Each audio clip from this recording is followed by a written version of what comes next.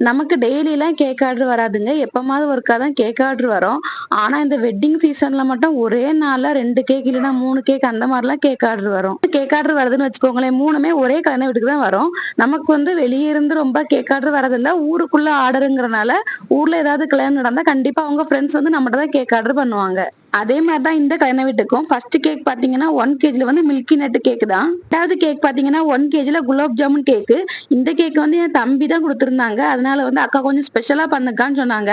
நானும் ஏதாவது வித்தியாசமா ட்ரை பண்ணலாம்னு சொல்லிட்டு, ஆர்ச் எல்லாம் பண்ணலாம்னு சொல்லிட்டு, ஃபான் அண்ட் ஃப்ளவர்ஸ்லாம் ட்ரை பண்ணி, பொண்ணு மாப்பிள பேக் சைடு நிக்கிற மாரி பார்த்தா, ஆர்ச் எல்லாம் பார்த்து பார்த்து பண்ணேன்.